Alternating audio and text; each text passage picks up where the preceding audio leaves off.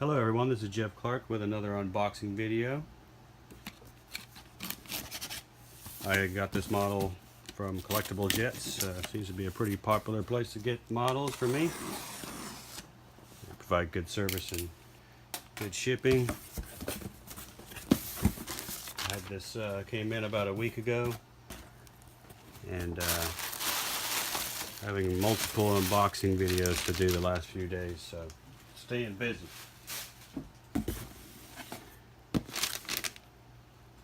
Look at that.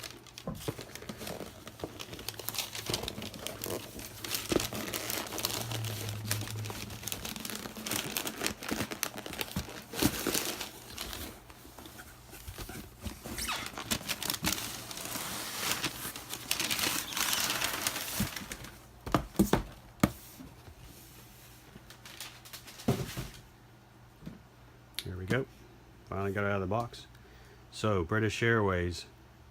This is a 1200 model from Aviation Retail Direct, and the model number is ARD200, and this is a Boeing 747-100. This is the Boeing 747-136, and the standard type of Aviation Retail Direct box, which has the two different versions. This is the Negus Livery, and it was designed by Negus and Negus around 1973 and put forward for the British Airways design. And then they did a modified version starting at around 1980 that they ran for 4 years with just the British, without the British Airways on it. So there's a couple different versions out there.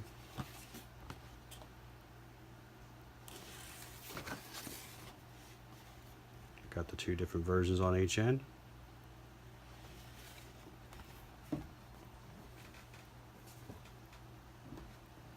So British Airways was formed in 1974 as a merger of British Overseas Airways Corporation and BEA, British European Airways. And their BOAC livery was transferred into British Airways, and then slowly over time repainted into the full Negus livery. Got a nice metal plate with a pretty cool looking plaque on it, which is one of the reasons why I do like JC Wings and Aviation Retail Direct, because I do like the plates and I think they really make the model kind of set apart. I'm going to put that together soon. You get this little limited edition card, which is kind of cool.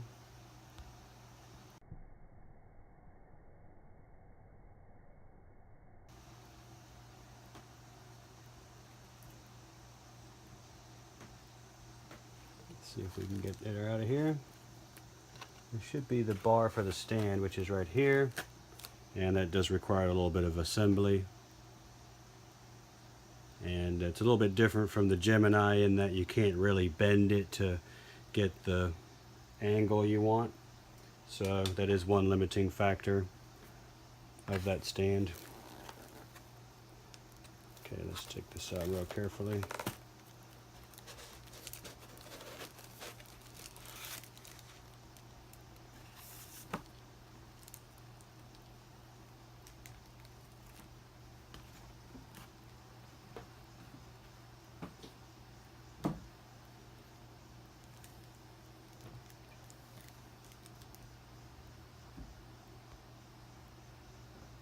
So this is my second Aviation Retail Direct or / in-flight 200 747 model, and this is my first British Airways model. I've been wanting to get these ones for a while, but they have brought this one out fairly recently, in the last 6 months or so, and I think it's pretty much sold out now, but you might be able to still be able to find yourself one. One thing I noticed already is that the UHF antenna over here is bent. On the Aviation Retail Direct, this is all one piece, which if you saw my recent Gemini, it's actually a separate piece, and the separate piece actually came off and I had to glue it on. This one's bent, but I might be able to bend it back if I'm real careful, but I won't do it right this moment. But let's take a look at the model here. We'll take the protective cover off. And oh, we've got some gear damage here too. So we've got a couple things going on with this model which are right out of the box kind of problematic.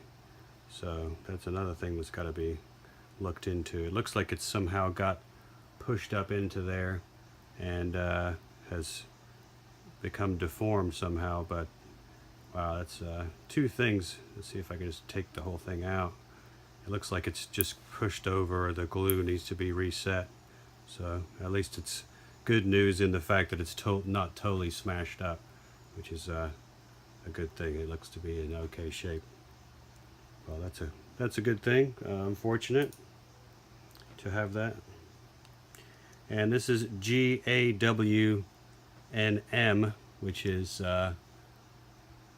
747-100. This one was first flown on April 6, 1973, and then delivered to BOAC. Their first livery, their first buyer for this model was April 1st, 1974.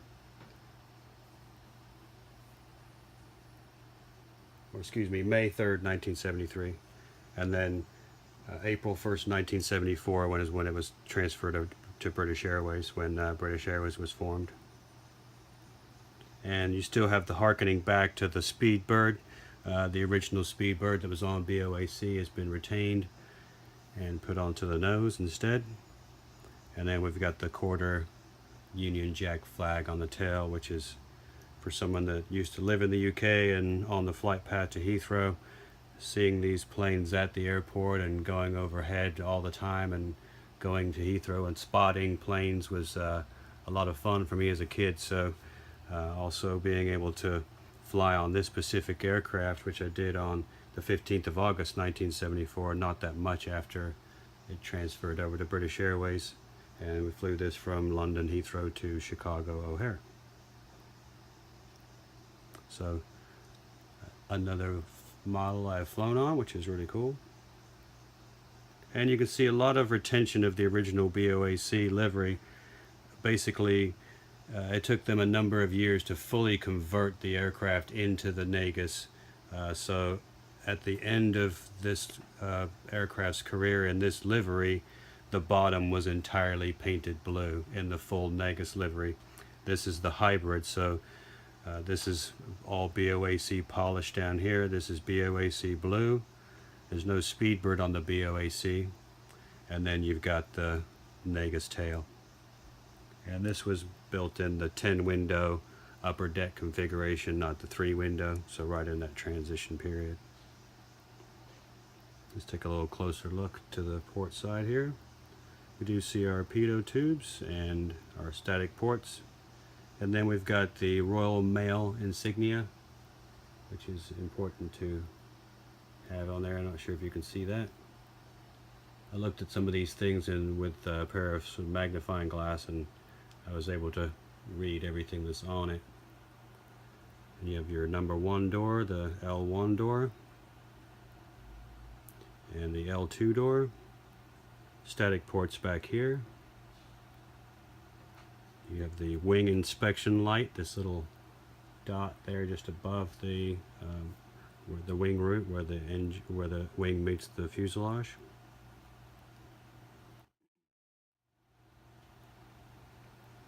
And the polished look is really nice. Just really enjoy the polish feel. It has a very attractive feel to it.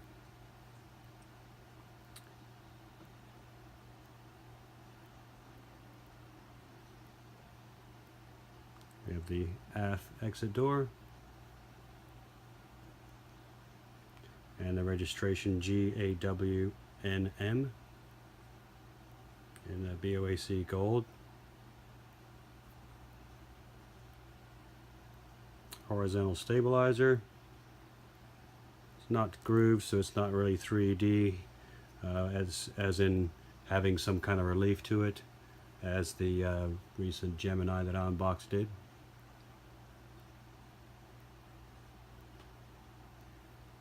tail fin illumination light, and that quarter flag Negus tail looks really neat. So the company that designed it, Negus and Negus, it was actually a guy named Dick Negus, and his wife also worked with him, hence the name. And they developed this original British Airways logo. This little square here is the air intake for the auxiliary power unit, which is mounted behind these doors here on the tail. And that power unit exhausts out of this hole. And below that there is a strobe light on the tail.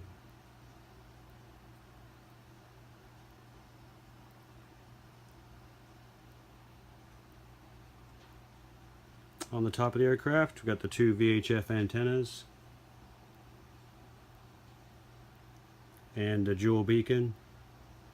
Now, my other Aviation Retail Direct model, or In-Flight 200, did not have a dual beacon, so I'm glad to see that's been executed well here.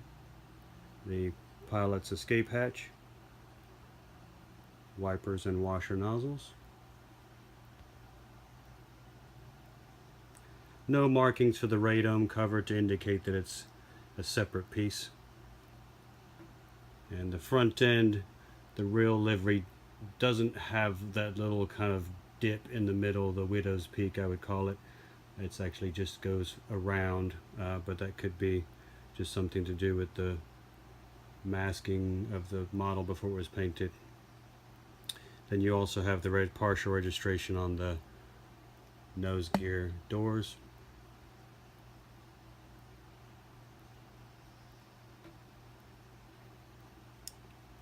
Let's have a look at the wing here. No wing markings. We got our red navigation light here. We've got our outboard spoilers and double slotted flaps, outboard ailerons, inboard flaps and spoilers, polished leading edge of the wing, and then the Krieger slats underneath. And the outboard ones are painted white. And then the registration, G-AWNM, and these JT9Ds, the 3As, 43,500 foot-pounds of torque, or foot-pounds of thrust, excuse me. And these are nicely done.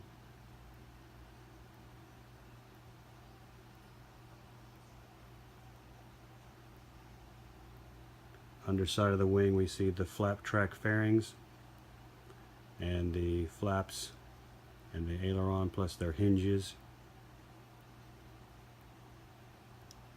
The gear does roll but does not tilt.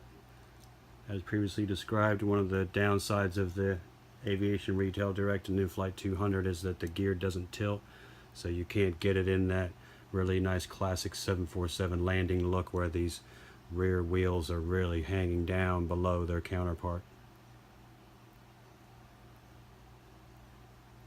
But the shocks are nicely done.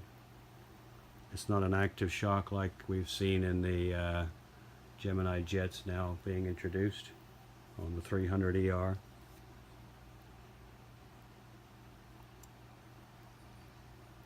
Underside, pressure release valves for the cabin. It's a DME antenna, distance measuring equipment. These Naka ducts are for the air intake AC packs, and exhaust for the AC packs here. And then the doors. I think the Aviation Retail Direct does a little bit better job with the doors because these are designed to contour to the shape of the body, and the Gemini doesn't quite show that as accurately as we see here, as in the paintwork and the markings on the body don't necessarily match the actual gear doors themselves. But this wing looks fine. Let's take this off. A little bit of a bend on this one too, so it looks like maybe it got jostled around a little much. The package was kind of a bit bruised, and it came through the Postal Service instead of UPS, so I would totally think that that would probably be the cause of that. We have the dual beacon here, the anti-collision beacon on the lower surface.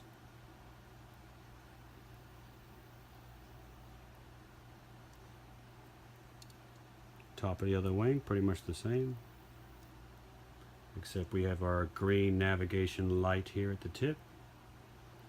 There's also a white light strobe that goes on the end.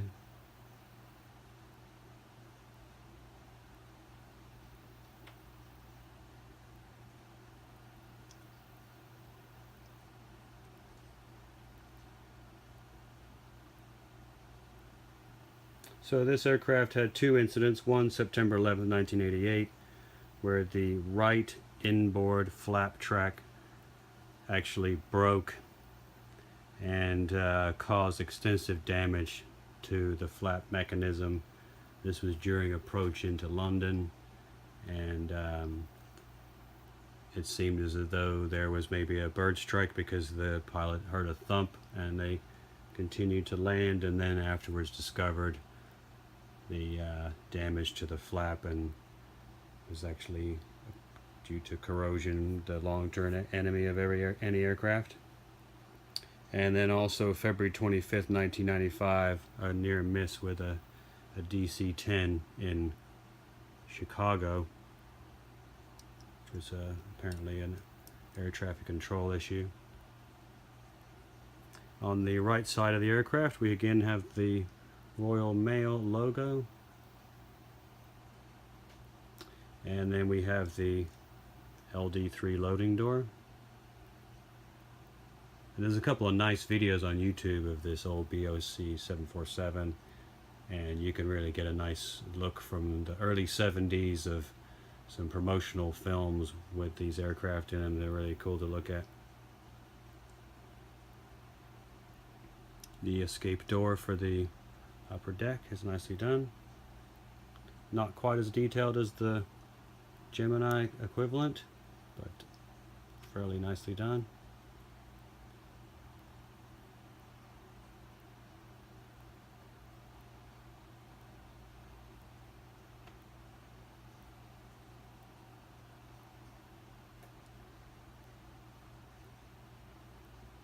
JT9Ds over here.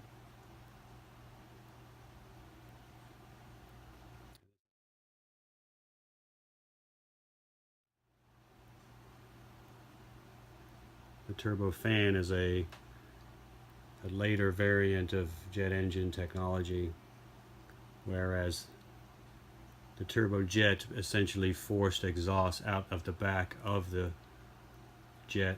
The turbofan actually uses bleed air from the engine to drive a turbine which turns the fan, thereby pushing air through the engine. Most of a turbofan's thrust is generated from the fan forcing air through the engine as opposed to the actual combustion itself.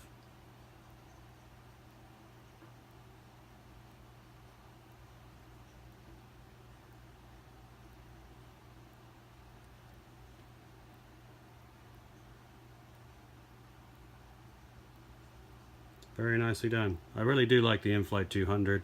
They do have the downside of the gear, and in this case my other Aviation Retail Direct model had a bit more polished wheels, and they don't tilt of course, but I think that the wheels themselves are actually a bit nicer than they are on the Gemini, so I can't fault them for that, but definitely wish that they opened or rotated and tilted. So I've got the other LD3 loading door, the cargo door here, and its associated mechanism, and the bulk bin door. And a little scuff here to the left of the door, if you can maybe see that. And the insignia for the Boeing 747. And G-AWNM, our registration.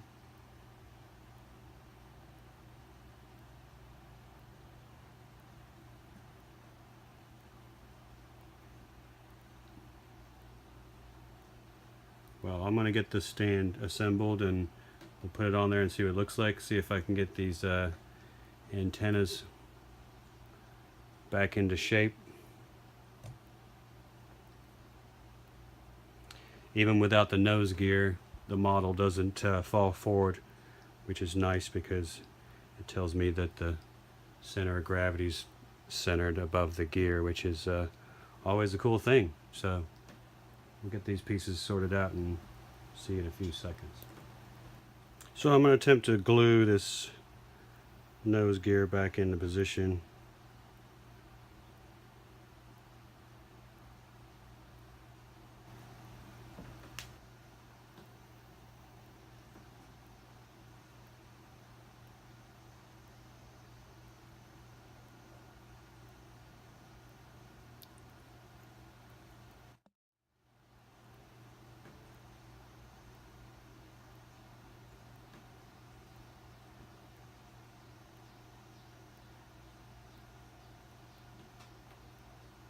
Okay, looks to be all the way down in there.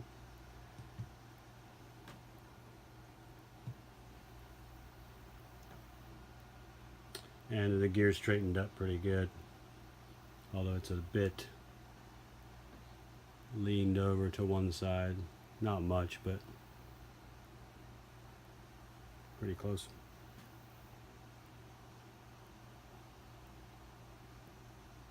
And I straightened out the antenna, or both of them I should say. This one's pretty much stressed, and if I had to move it again it would break off, so to be real careful with that one.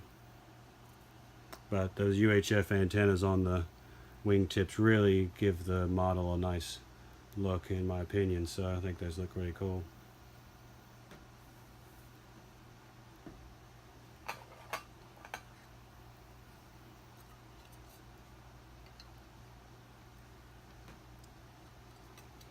And the stand doesn't go in there very far, it seems.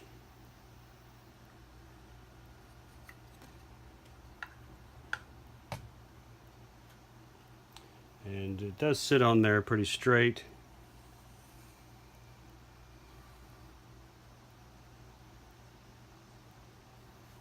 But it doesn't have a lot of angle, so it doesn't have much of a takeoff or landing type of configuration. Essentially it looks like the moment that the nose gear leaves the ground.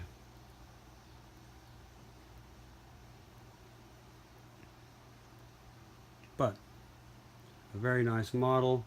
Love the color of the Union flag here on the tail. Brings back a lot of good memories, and seeing the old Speedbird here looks really nice. And I'm going to have to put all these together on the same shelf in the cabinet, I think, just to kind of see the progression of the different liveries. So that'll be nice. One day I might pick up one of the 747-400s and add that to collection, as Gemini's brought one of those out quite recently, and 777 Die Hard Forever has already done a review on that, and it looks like a really nice model. So one thing I might have to look into a bit more. So if you're into the older classic 747-100s, then this is definitely a nice one to have. Plus I love the British Airways plate, Boeing 747-100, 1/200 scale. That's a nice feature. Although if I have this in the ground configuration, then you won't see the stand anyway. So just kind of one of the downsides of the model's variations in the stands is that they do represent a difference on your shelf, and if you can't get the planes at the same type of angle, then they look a little out of place sometimes. So, but overall this is a really nice model, very well done. I like the In-Flight 200 Aviation Retail Direct. They do a nice quality model. I'd put them up there just right behind Gemini and JC Wings for all the aforementioned reasons. The box is well packaged, but as you saw, some damage to the UHF antennas. So it'd be nice if perhaps that could be looked into, or maybe as just a sad part of using the postal service. So, but anyway, thanks a lot for watching.